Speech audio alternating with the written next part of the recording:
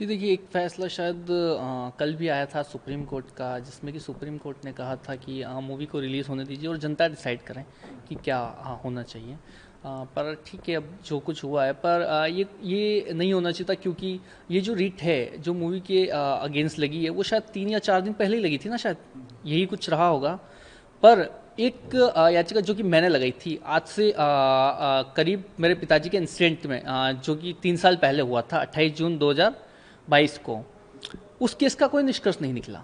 ठीक है, आज तक वो केस वैसा का वैसा है। ठीक है, उस केस में 150 गवाह थे, 150 प्लस गवाह थे, उसमें शायद 15 या 16 की पेशियां भी नहीं हुई।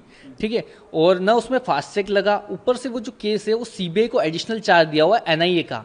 ठीक है, वहाँ चल रहा है, तो उसमें डे बाई डे हियरिंग भी नहीं होती, नहीं उसमें बराबर पेशी हो रही है।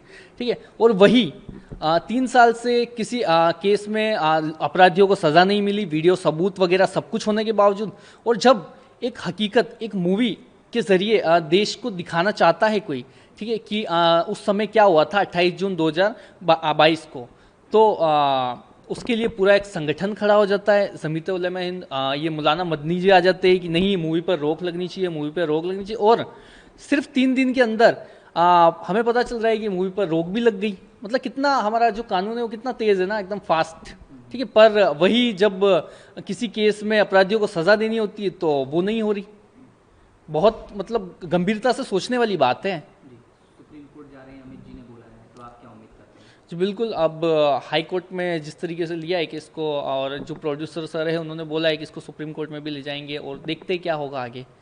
पर कहीं ना कहीं जिस तरीके की ये जो चीज़ें हो रही है ना, ये नहीं होनी चाहिए थी हमारे देश में, क्योंकि एक तो किसी तरह मेरे पिताजी को उस समय मार दिया गया। ठीक है, उसके बाद उन्हें अभी तक न्याय नहीं मिला। ठीक है, उसके बाद जब एक मूवी आ रही है पूरे देश को दिखाने के लिए कि किस तरीके से, किस सोच के जरिए आतंकवादी विचारधारा के तहत पाकिस्तानियों के जुड़ाव के साथ मेरे पिताजी को मार दिया गया था, और मूवी में भी वही सब कुछ दिखाया गया है। ठीक है, कि किस तरीके से आतंकवादियों ने साजिश करके मेरे पिताजी को मारा।